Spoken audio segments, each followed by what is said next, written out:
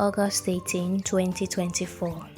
I made this video about self-discovery.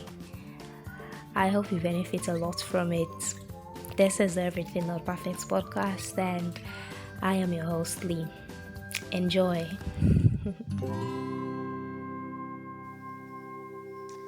Hi guys, welcome back to the Everything Not Perfect podcast, and I am your host, Lee. In today's episode, I want to explore a little bit about self-discovery and how it has been for me so far so good.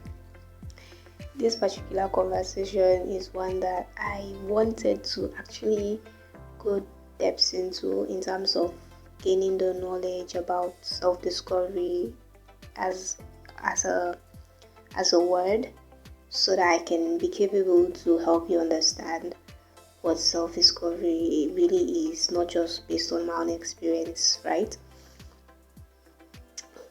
But I decided to not do too much. The understanding that I have now about self-discovery is pretty much enough for me to really delve into how I can relate my own personal experience with what self-discovery has, been like for me, so that you can understand what self-discovery can look like for you in your life. So basically, to start off with, self-discovery entails you getting to know yourself when it comes to your values, your beliefs, who you are, and what you stand for. And it's necessary for you to know oneself like that, because it literally dictates your decisions and your behaviors over time in life. And it's pretty much important for one to take this, self-discovery journey seriously, moreover now that you are transitioning from your childhood to your teens, and then from your teens to adulthood. From your teens to adulthood, it's necessary for you to have foundational understanding of who you are, because there are so many decisions that you are going to be making in different aspects of your life. And I have seen this played out in my life actually, and that's why I feel like it's something that is important for one to have a foundational understanding about, concerning now you're going to be dealing with yourself versus dealing with other people that's going to be part of your life in the next 2 months, a week, or a year. Of course, there's so many opportunities that you want for yourself as well. All of these mostly revolves around your self-identity. So if you don't want to continuously become a teenager that is so lost in this world, constantly doubts their personality, they doubt what it means to be successful, they doubt what can really make them happy and fulfilled, they doubt why they actually just don't find it something that, they don't find it easy to be alone. They actually like things they think they like, but mostly it's because of people like these things. They go to places they feel is necessary for them to be at, but in totality they actually want something else, or they actually want to be somewhere else. It's that frustration basically is what you get when you are not at a position where you've not yet dealt with yourself and have derived a sense of self when you're transitioning from your teens to your 20s. And I know how that can look like. I know how that can feel like. It's hard because most of the time there's no one literally to help you understand the value or the necessity, the essence of knowing yourself and having that sense of self whilst you're transitioning from your teens to your 20s. So most of us just get to figure things out. on the way, with the pain and the hurt and the disappointment and the failures, that anything and everything that gets to hit us on the way, we just have to figure it out by ourselves. But this particular episode is here to help us unpack all these things and have a foundational understanding of like what self-discovery must look like for you, because I want you to actually take action after you listen to this particular episode. I want you to go away knowing that this is what you can do and this is something that is in your power to do for you to gain the results that you can just get just like that. You understand? It doesn't have to take you months or years for you to actually get these results, but you can actually get it weeks. Yeah, that's how fast I believe what I'm going to tell you can work. So let's start off with you getting to a point where you need to spend time with your thoughts, time with yourself, because that's how self-discovery comes about. It's mostly entertains the idea of you being alone and reflecting, right? And you being alone and reflecting doesn't have to be something you can be doing daily. It depends to what works for you, because now I really don't want you to do what I do. You understand? I'm telling you this based on how I actually do things. You can determine the timing that works for you, the way you can actually want to go about it, but I'm going to tell you how it works for me. You can determine how things can work for you. And yeah, since we all know individuals, then the way they work for me, not to say for work for you. But this is how in totality it works.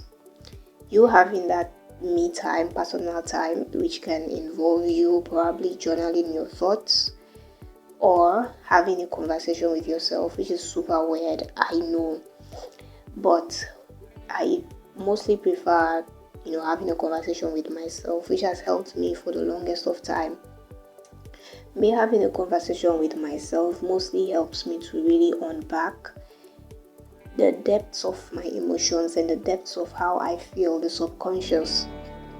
Sometimes there are things that really get to me. I don't know why they get to me, not until I actually ask myself these questions. Why does this bother me? Why don't I like the fact that this particular friend keeps on ditching me whenever I want to share something with them, or whenever I'm almost or whenever I choose to share with them something that is personal to me? Why do they end up not wanting to talk about it? Probably it's my personal aspirations. Why, whenever I share things like this with them, they make me feel like it's not too important. They ditch me, probably by wanting to go do something else, or maybe giving me a very shallow response and all that stuff. You have thoughts like this. You don't know why this happens, but you feel somehow. You don't know why you feel that way, and you can't really tap into it if you really just ignore it. But what you can do is ask yourself the deep questions. When you ask yourself the deep questions, you need to know at the end of the day how that makes you feel. Is this something you want to stick up with? And at the end of the day, ask yourself what you can do about it. This is just you basically having a normal human natural conversation with yourself that nobody is literally going to have with you or going to do for you. When you get to the bottom of that, you can then be at a position to know what you can do about it with your friend. That's how you create that sense of self that can literally have the courage at the end of the day to meet someone and talk to them about how you feel and what they did that made you feel the way you feel, and if you even want to continue such. Because at some point, when you don't have a sense of self, you are literally going to be in a position where you don't even feel okay expressing yourself to people, because you never really have time for yourself in the first place. But that's what I feel like has helped me a lot, having time for myself and having time for my thoughts. So that's one thing that can literally help you. You can actually apply this by literally taking your time to think about your life, reflect in areas you feel like things should need a cross-check on, and then you can literally apply yourself a day or two after and see the results that, oh, okay, yeah, probably I should have just communicated long ago. Probably I should have just asked the question. Probably I should have just take the step. Probably I should have just, something like that. But it helps because it literally brings you closer to like understanding yourself more and understanding other people more. Considering now you're going to be dealing with people most of your life in different ways. Away from that, the other thing that helps you to have a sense of self is when you explore, you give yourself the opportunity to step out of your comfort zone. And this can be very difficult for teens because transitioning from your teens to your 20s, you're at a position where you really, most times, you actually don't want to like have too much people in your space. You just like your me time, probably just to do things that are pleasurable to you, which is super understandable. But at this stage of your life, if you really want to get to a point where you can understand what life can mean or look like for you as you are growing up and transitioning from your teens to your 20s, you really want to have a sense of self and purpose in life. Exploration really helps with that. When you explore, you get to see life from other perspectives of people. You understand?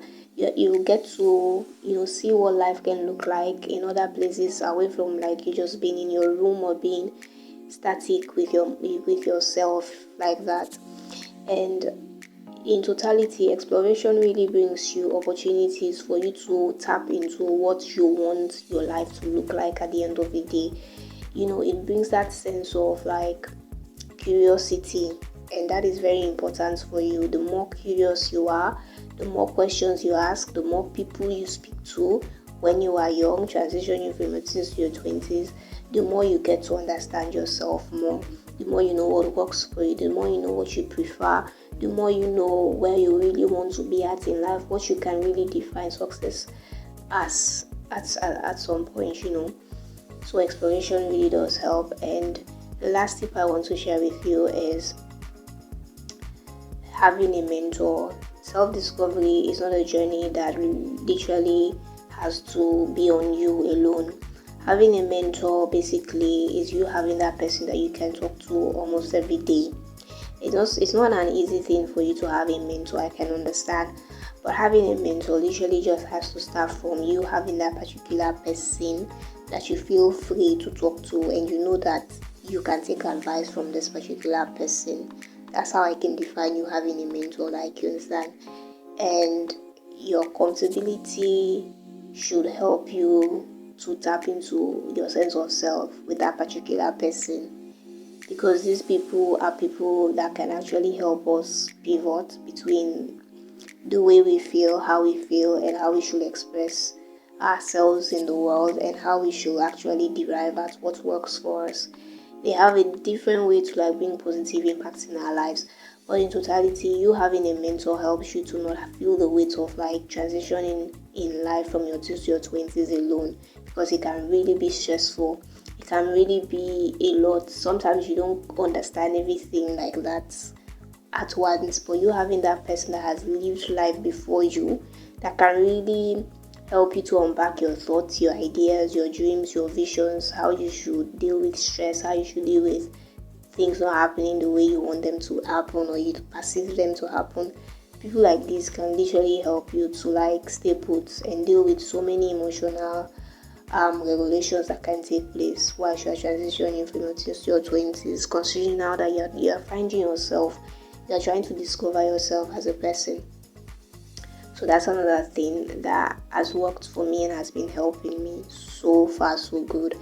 And in totality, when you are on the journey of finding yourself, it doesn't have to be something you can put a pin on or a timeline on that, oh, this is something that should happen in a month or a year. No, it's a lifetime journey. And at the end of the day, you have to give yourself permission to act. Give yourself permission to do the things that you feel like, oh, I should be at some point first before I actually do these things. No, sometimes you actually need to like start the journey and learn few things and learn more things are on the way. You don't have to figure it out all at once. So self-discovery most times doesn't mean that you should be in the dark and discover yourself. Sometimes it has to mean as well you putting yourself forward and learning and unlearning and making the mistakes and seeing how best you can not make them again. But at the end of the day, have a better and healthy way to approach things that happens to you. So that's what self-discovery basically has been like for me, because with these 3 tips that I've shared with you, these are things that have been applied, and so far so good. They have been foundational and they've helped me a lot with putting my life in a way I feel like having a sense of self has helped me a lot to like not be a people pleaser.